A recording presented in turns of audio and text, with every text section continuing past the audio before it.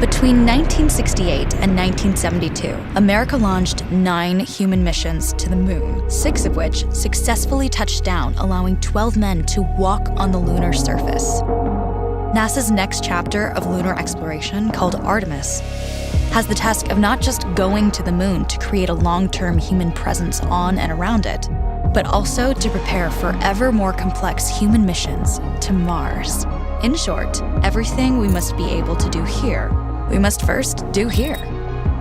So, what will an Artemis mission look like? Everything is designed and tested with our most important element in mind, the astronauts. This is their deep space, human-rated spacecraft called Orion, built in 3 parts. The crew module, where up to 4 astronauts will live and work throughout the flight. The service module, with life support systems for the crew and its own engine and fuel reserves.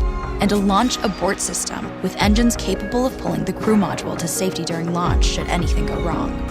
To accomplish the task of launching our crew and heavy payloads, NASA is building the Space Launch System, comprising of a cargo hold, an exploration upper stage, a massive core stage, and 2 extended solid rocket boosters. Altogether, this is the world's most powerful rocket, and it exceeds the legendary Saturn V of the Apollo era in numerous ways.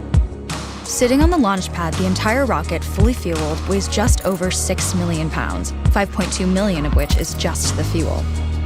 Once ignited, there is no stopping what comes next. All 4 RS-25 engines and the 2 solid rocket boosters come to life, thundering our crew upwards. 2 minutes after ignition, the solid rocket boosters are spent and released.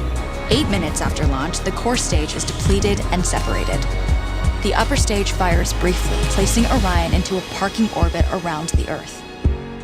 Here, the crew reconfigure the spacecraft and check systems to confirm everything is ready for deep space travel.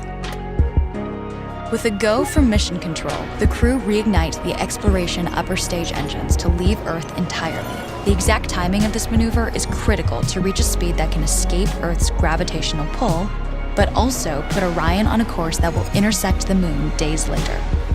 Once this burn is complete, the upper stage of the SLS is jettisoned and the crew aboard Orion coast for several days toward all that awaits them at the moon. Approaching the moon, we see the fundamental differences between Artemis and Apollo.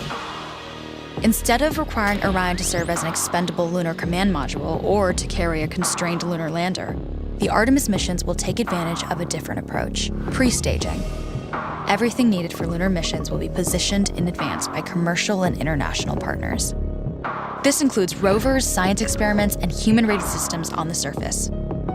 But it also includes a dedicated lunar station in orbit around the moon called Gateway. Here at this station, we can pre-stage a robust lunar lander and establish a strong communications relay.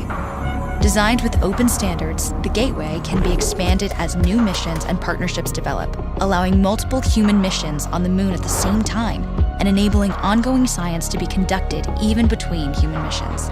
The Gateway is also capable of adjusting its orbit to allow access to every part of the moon, something the Apollo missions could not do. But the real key in this approach is placing Gateway in a unique halo orbit to perfect the maneuvers needed for Mars missions.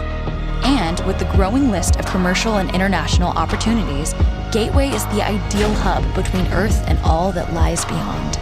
Returning to our crew as they approach Gateway, the Orion must match the elliptical orbit of the station in order to successfully dock.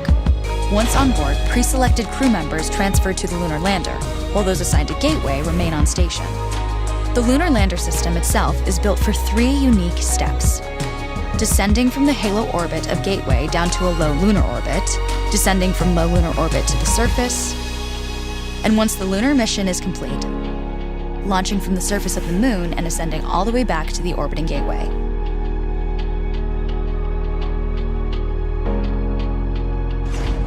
Once back aboard the Orion spacecraft and undocked from Gateway, the crew fire their engine once to break out of the halo orbit and once again to sling the spacecraft around the moon, placing it on a multi-day trajectory back towards Earth. As they near the end of this journey, the service module is released, and the crew module is oriented heat shield first. Entering Earth's atmosphere at 25,000 miles per hour, the friction of air slows Orion considerably, while also subjecting it to temperatures of 5,000 degrees. With the Orion now at just 300 miles per hour, a series of parachutes uniquely tested and produced for this moment deploy, decelerating the craft to just 20 miles per hour for splashdown. With each successful mission, Artemis ushers in the next wave of men and women to explore our moon and prove that together we are ready to go beyond.